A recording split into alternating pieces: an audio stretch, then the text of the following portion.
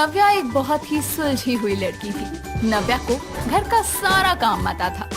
ऐसे ही एक दिन उसकी माँ सुजाता नव्या से कहती है, बेटा तूने इतने अच्छे से घर संभाल लिया है, तेरी शादी हो जाएगी तो मैं कुछ अकेले कर भी नहीं पाऊंगी। माँ आप परेशान मत हो, मैं हूँ ना।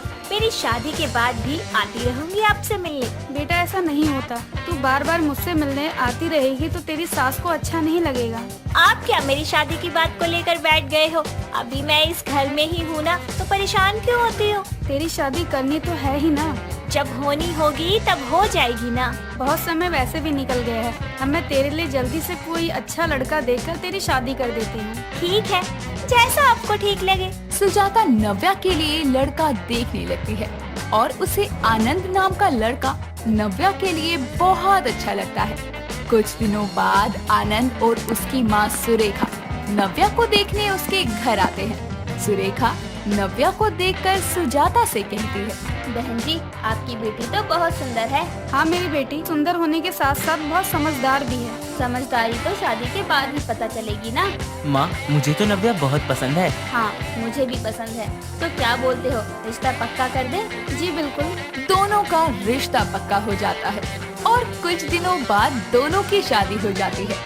नव्या घर को बहुत ही अच्छे से संभाल लेती है।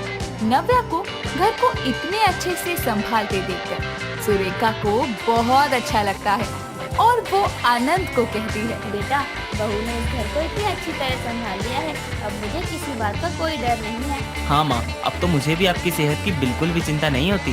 इसकी माँ सही बोल रही थी, ये सुंदर के साथ साथ समझदार भी बहुत है। अच्छा माँ अब मैं चलता हूँ, वरना ऑफिस के लिए लेट हो जाऊँगा। नव्या और आनंद की शादी को कुछ समय हो जाता है और कुछ दिनों बाद पता चलता है कि नव्या माँ बनने वाली है। घर में सब बहुत खुश होते हैं। कुछ दिनों बाद नव्या, सुरेखा और आनंद डाइनिंग रूम में बैठकर साथ खाना खा रहे होते हैं। तभी आनंद खाने को देखकर बोलता है, क्या बात है, आज तो सब नव्या की पसंद का ही खाना बना है। हाँ तो मेरी बहू है, वो जो बोलेगी अब तो वही बनेगा। मुझे दादी जो बना रही है ये इतनी बड़ी खुशी दे रही है। आप लोग बस कीजिए और खाना खाइए। सब लोग खाना खाकर सोने चले जाते हैं। सब अपने अपने कमरे में सो रहे होते हैं कि रात में नव्या सोते सोते बिस्तर पर सुसु कर देती है, जिसके बाद नव्या को गीला गीला लगने लगता है तो उसकी आँख खुलती है और वो आनंद को उठाकर बोलती है, आनंद जी ये देखिए, ये कैसे हो गया? मुझे तो कुछ भी पता नहीं। ये क्या है, तुम्हें बिस्तर पर सुसु करने की आदत है, तुमने बताया क्यों नहीं? नहीं, ये आप क्या बोल रहे हैं? पता नहीं कैसे हो गया, आज तक तुम मुझसे ऐसा कभी नहीं हुआ। अच्छा, तुमने एक तो बिस्तर पर सुसु कर दिया, ऊपर से अपनी गलती भी नहीं मान रही हो। मुझे नहीं पता ये कैसे हो गया। रुको, अभी जाकर माँ को बताता हूँ, अब वही तुम्हें बताएंगी। नहीं नहीं, माँ जी को मत बताइए, वो तो मुझे बहुत सुनाएंगी। आज के बाद कभी ऐसा नहीं होगा, मुझे माफ कर दीजिए। ठीक है, लेकिन मैं तुम्हारे साथ आज इस बिस्तर पर नहीं सो सकता। ठीक है, मैं आपका बिस्तर छत पे लगा देती हूँ, आप वहीं सो जाइए। अगले दिन जब सुरेखा सुबह सुबह ताज़ी हवा खाने छत पर जाती है तो वहाँ आनंद को सोता हुआ देखती है, जिस पर वो नीचे जाकर नव्या से कहती है, बहू आनंद छत पे क्यों सो रहा है? वो माँ जी उन्हें कमरे में गर्मी लग रही थी इसलिए। कमरे में गर्मी लग रही थी तो तुझे अकेला छोड़कर छत पर सोने चला गया? उन्हें मैंने बोला था कि छत पर सो जाओ, मैं अकेले सो जाऊंगी। लेकिन ध्यान रखना चाहिए ना उसको। कोई नहीं माँ जी, मैं आगे से ध्यान रखूंगी। नव्या सुरेखा से झूठ बोल देती है, लेकिन अब उसकी बिस्तर पर सुसु करने की आदत रोज की बन जाती है। उसकी सुसु करने की आदत से आनंद बहुत तंग आ जाता है। ऐसे ही एक रात फिर जब नव्या सुसु करके बिस्तर गीला कर देती है तो आनंद उसे उठाकर बोलता है, ये क्या है, अब भी तुम कुछ बहाना बनाओगी कि गलती से सुसु निकल गया? आप मेरी बात का यकीन कीजिए, मुझे सच में पता नहीं चलता और मुझसे तो अब सुसु कंट्रोल ही नहीं किया जाता, थोड़ी देर के लिए भी। तुम्हारे साथ तो मैं थोड़ी देर और बैठ भी नहीं सकता। तुम कहीं भी कर दो सुसु और बोल दो कि गलती से निकल गया है। मुझे तो डर लगने लगा है, कहीं मुझे बिस्तर गीला करने की बीमारी तो नहीं हो गई। तुम तो रहने ही दो, अपनी आदत को बीमारी का नाम मत दो। आप मेरी बात पर यकीन क्यों नहीं कर रहे हो? क्या सोचकर तुमसे शादी की थी? तुम बस सुंदर ही हो, समझदार तो बिल्कुल भी नहीं हो। तुम्हारी वजह से मुझे रोज रोज छत पर सोना पड़ता है, माँ से भी झूठ बोलना पड़ता है। अब तो मुझे यही लग रहा है कि माँ को बता ही देता तो ठीक रहता। उन्हें कुछ मत बताइए, पता नहीं वो क्या सोचेंगी मेरे बारे में। मैं तो परेशान हो गया हूँ, तुम अपनी आदत सुधार लो या तो मैं माँ को बता दूंगा।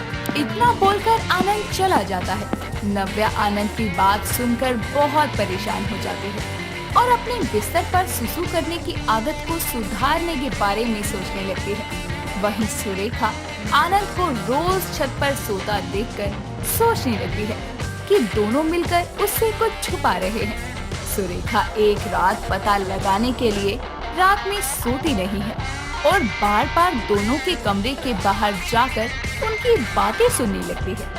थोड़ी देर में आनंद नव्या पर गुस्सा करते हुए कहता है, आज तुमने फिर बिस्तर गीला कर दिया। आप गुस्सा क्यों हो रहे हैं?